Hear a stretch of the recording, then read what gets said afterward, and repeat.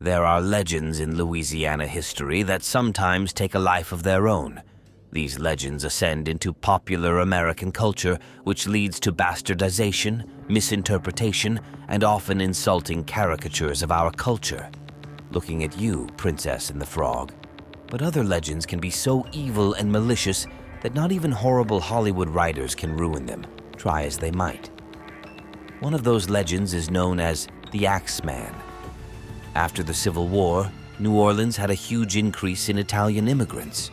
In fact, more Italians funneled through the port of New Orleans than all of New York and New Jersey. They had so many Sicilian and Italian immigrants living in the French Quarter that the easternmost section, after Jackson Square, became known as Little Palermo. These Italians faced intense racism once they arrived. So many of them left the city and went across the river to the West Bank and became farmers and grocers. With them, however, came the advent of organized crime. The mafia began in the Crescent City before it ever reached the Big Apple.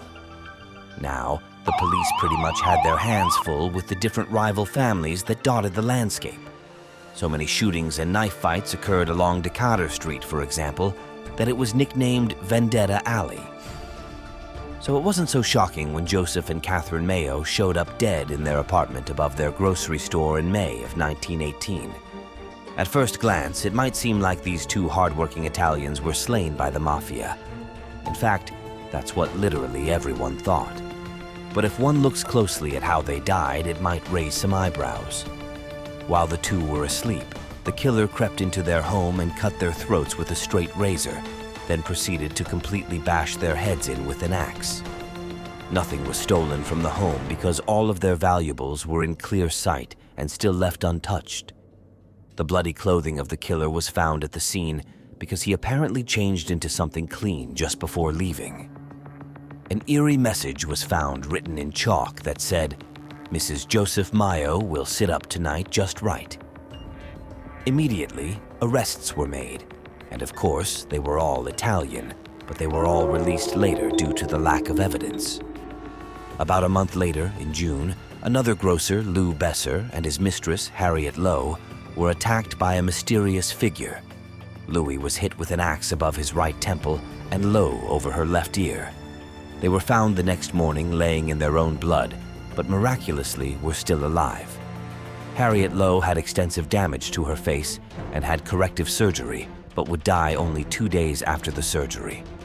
Wildly, before she died, she told authorities that she believed it was her husband who attacked her.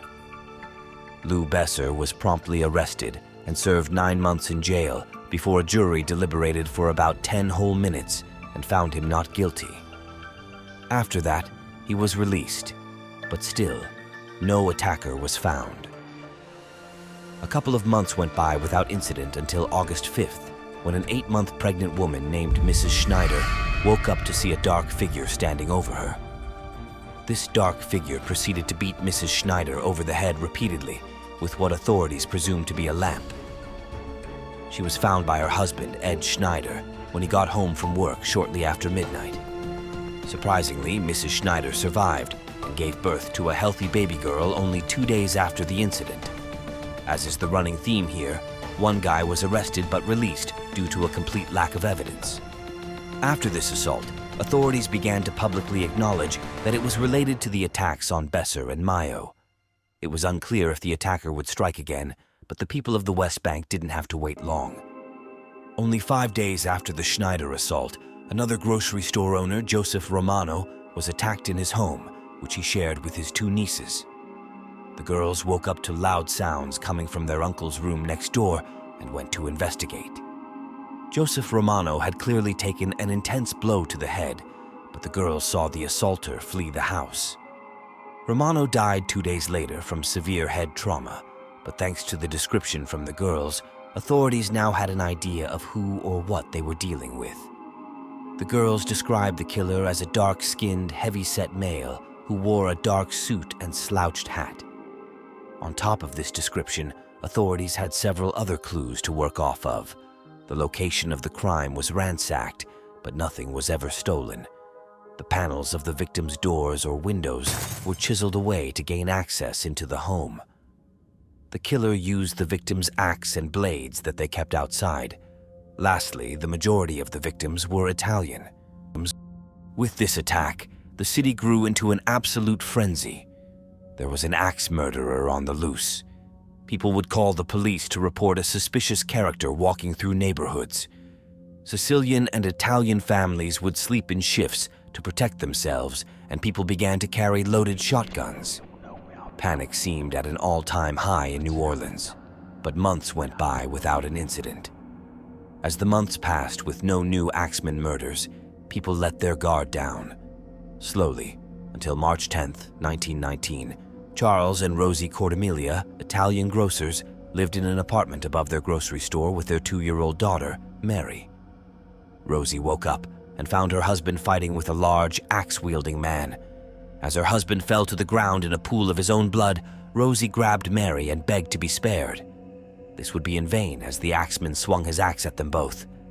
Their neighbor, Lando Giordano, found them after hearing a commotion. He rushed over and saw that Rosie was severely injured in the doorway, still clutching her now-deceased daughter. Both Charles and Rosie survived the attack, but when Rosie regained consciousness, things took an unexpected turn. The Jefferson Parish sheriff at the time, Louis Marrero, was known for his intolerance of the mafia and really Sicilian and Italian immigrants. He was utterly convinced these Axeman murders were nothing more than the mafia trying to strangle the town and take it over completely. It just so happened that the Cordemelia's neighbor, Lando Giordano, and his son Frank were in one of those families all too familiar with organized crime. The problem was that there was zero evidence to pin on the Giordanos. Lando was elderly and in poor health, while Frank was too large to have been able to fit through the panel in the back door. Marrero and his team interrogated Rosie extensively while she was in Charity Hospital. When she was well enough to be released, Marrero immediately arrested Rosie as a material witness and incarcerated her in the Gretna jail. She was released only after she signed an affidavit implicating her neighbors. Rosie stated that it was indeed the Giordanos who attacked her and Charles, and they were promptly arrested. Charles, however, denied his wife's accusations and vehemently denied the Giordanos' wrongdoing.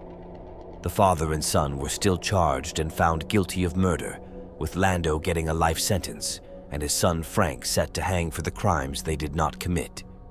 After the intense trial, Marrero felt accomplished with the Giordanos behind bars and one getting the death penalty. Charles subsequently divorced his wife, Rosie. About a year after the trial, Rosie went to the Times-Picayune newsroom and declared that she had falsely accused the two men. She said that she felt incredible pressure from Marrero and his team, which was a direct cause of her false accusation. She was even tried for perjury, but the damage to Marrero's reputation was done. Marrero was ousted from office not long after this, and since Rosie's testimony was the only evidence against the Giordanos, they were released from jail. After this entire fiasco, the city realized that the culprit wasn't caught, and fear began to spread around the city again. The Axeman was back. The police said they believed all 4 murders were committed by the same man, and the people began to arm themselves. But this is where things get crazy. On March 14, 1919, the Times-Picayune received an anonymous letter that seemed to taunt and promise another attack. "They have never caught me, and they never will.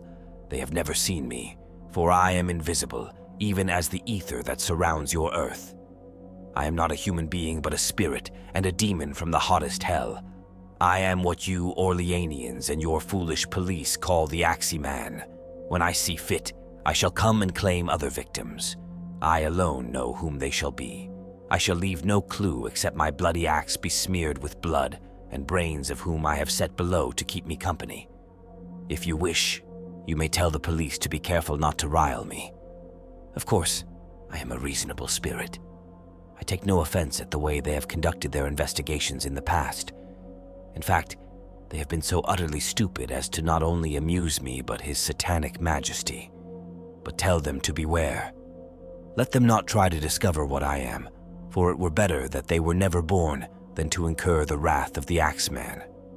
The night of March 19th, Jazz music flowed through the city more than stormwater when they didn't open the pumps. The streets echoed with the sounds of brass bands and lively melodies as New Orleans embraced the Axemen's eerie ultimatum. The rich hired bands to play at their homes, turning their mansions into impromptu concert halls, inviting friends and neighbors to share in the revelry. Across the city, hundreds of house parties sprang up, creating a unified, if not macabre, celebration. Those who couldn't afford a private band flocked to the dance halls where the music played long into the night. Even amateur bands joined in, performing in the streets to ensure their neighborhoods were safe. For one strange and unforgettable night, not a soul was killed. The Axeman, it seemed, had kept his word. Months of peace followed, but the calm would prove to be temporary. By August, the city once again fell under the shadow of fear. On August 10th, 1919, another grocery store owner, Steve Boca, was awakened in his sleep to find a dark figure hovering over his bed. One swift axe blow to the head knocked Steve unconscious, leaving him grievously injured. When he came to, Steve managed to stumble to his neighbor's house, covered in blood, his head split open.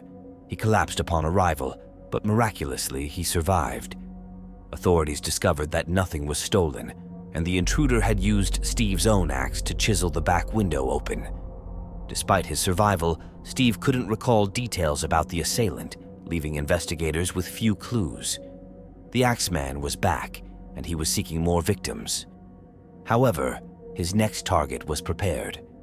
On September 2nd, local drugstore owner William Carson encountered the Axeman in his home. An intruder broke in, but Carson, armed and vigilant, fired several shots. Though the Axeman fled, leaving behind a broken door and his axe, it was clear the encounter had only emboldened him. The very next night, he struck again, this time targeting Sarah Lohman. Sarah's locked home was no deterrent. The Axeman forced his way inside, attacking Sarah as she slept. Her neighbors later found her unconscious in her bed, her head badly injured and several teeth missing. Despite her injuries, Sarah survived. Outside her home, authorities discovered a bloody axe in the front yard, a grim signature of the Axeman's handiwork. By now, the city of New Orleans was in hysterics. Families locked their doors and windows, some even taking turns to guard their homes throughout the night. The specter of the Axeman loomed large, fueling rumors and paranoia. For the third time in 2 years, the city braced itself against a seemingly unstoppable threat. The final documented attack came on October 27, 1919. Yet another grocery store owner, Mike Pepitone, became the Axeman's victim. In the dead of night, Mike's wife awoke to the sound of a commotion. Rushing to the bedroom, she found a large, axe-wielding man fleeing the scene. Mike lay in a pool of his own blood, a massive gash in his head marking the brutal attack. Despite the chaos, neither Mike's wife nor their 6 children could provide a clear description of the assailant. All the familiar clues were there: a ransacked room, a missing axe used as the weapon. But some speculated that this attack was not the work of the Axeman at all. Whispers of a mafia vendetta began to circulate, adding yet another layer of mystery to the case. For New Orleans, this marked the end of the Axeman's reign of terror.